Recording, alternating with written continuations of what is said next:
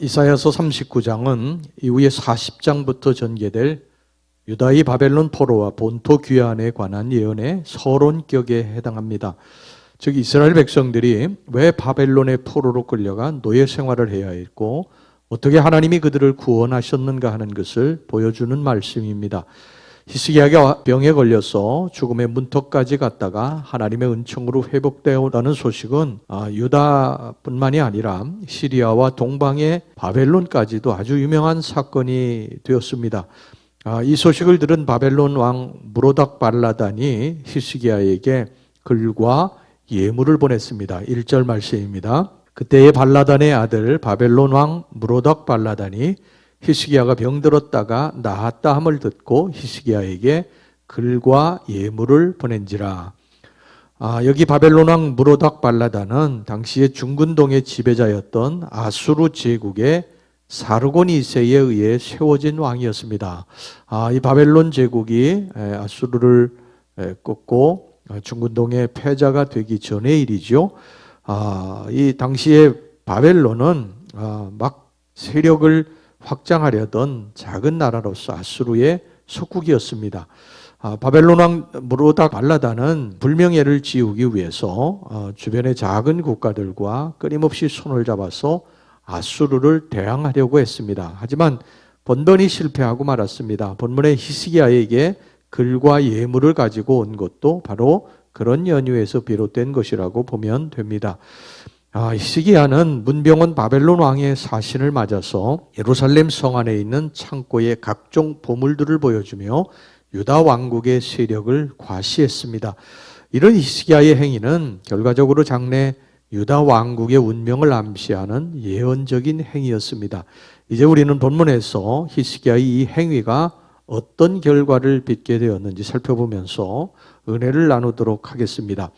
히스기야는 불과 얼마 전에 죽을 병에서 건짐을 받았습니다. 그가 병에서 건짐을 받은 것은 용한 의사가 한 일도 아니고 좋다는 약을 통해서 한 것도 아닙니다. 전적으로 하나님의 능력으로 치유된 것입니다. 그런데 히스기야는 이것을 잊어버린 것입니다. 바벨론 왕 무로닥 발라단의 친손 사절단이 당도했다는 소식을 들은 히스기야는 몹시 기뻐했습니다. 2절 전반절을 보세요. 히스기야가 사자들로 말미암아 기뻐하여.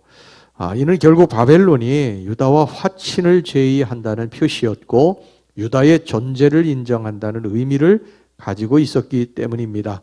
이는 두 나라의 상호동맹으로 발전할 가능성이 있었습니다.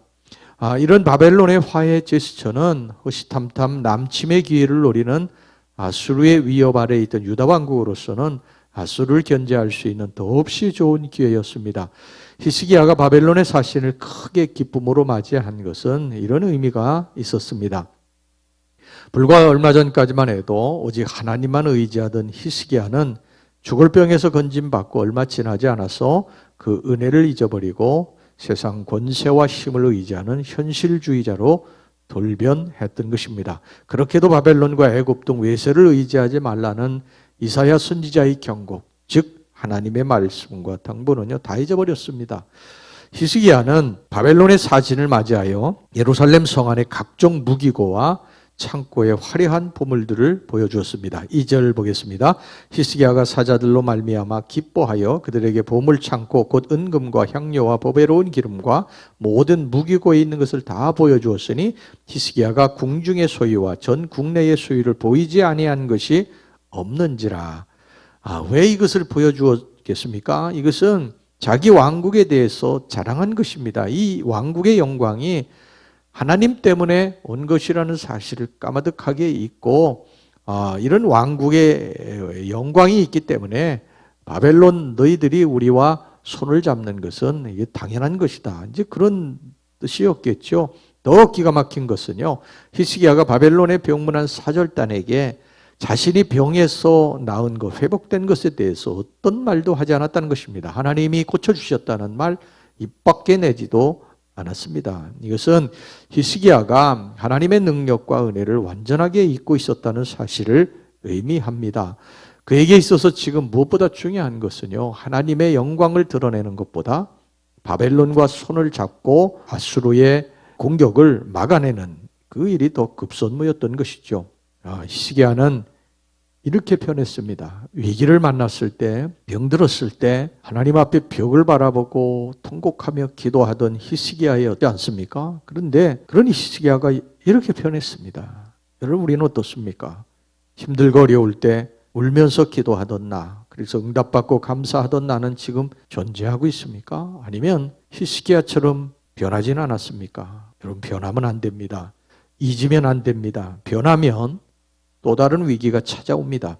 히스기야는 한층 고무되었어요. 바벨론 사신에게 자신의 무기고를 열어 보여주었습니다. 이는 유다 군대의 위세를 과시하며 또한 바벨론과의 군사동맹을 원한다는 뜻이었습니다. 또한 그는 예루살렘의 각종 보물들을 보여주었습니다. 이는 유다 왕실의 영화와 번영을 과시하기 위함이었습니다.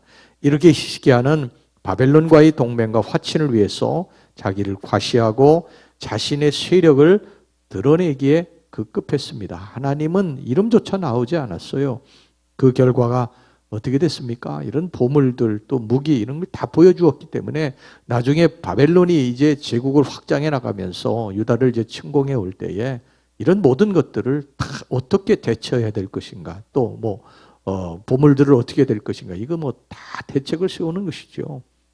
이사야 선지자는 히스기야가 바벨론에게 보여준 보물이 바벨론에게 노략질 당하게 될 것이고 히스기야의 자손들이 바벨론의 포로로 끌려가서 환관이 되리라고 그렇게 먼 훗날 일어날 일에 대해서 예언을 했습니다. 5절에서 7절 말씀 보세요. 이사야가 히스기야에게 이르되 왕은 만군의 여호와의 말씀을 들으소서. 보라, 날이 이르리니 내 집에 있는 모든 소유와 내 조상들이 오늘까지 쌓아둔 것이 모두 바벨론으로 옮긴 바 되고 남을 것이 없으리라. 여호와의 말이니라. 또 내게서 태어날 자손 중에서 몇이 사로잡혀 바벨론 왕궁의 환관이 되리라 하셨나이다 하니. 사랑하는 성도 여러분, 세상 영화와 자기 자랑은 허탄하고 부질없는 짓입니다.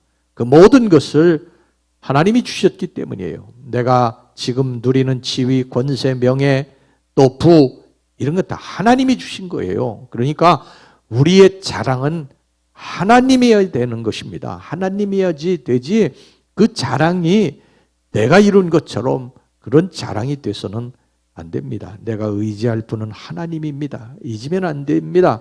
내가 힘들고 어려울 때 도와주셨던 하나님, 내가 벼랑 끝에 서 있을 때 나를 품에 안아주셨던 하나님, 지금 평안해졌다고 잊으면 안 됩니다.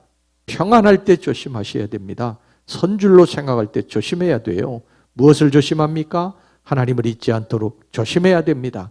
우리가 평안하다고 하나님을 잊게 되면요, 또 다른 위기가 반드시 찾아오게 됩니다. 지금의 나는 하나님 때문에 있는 것입니다.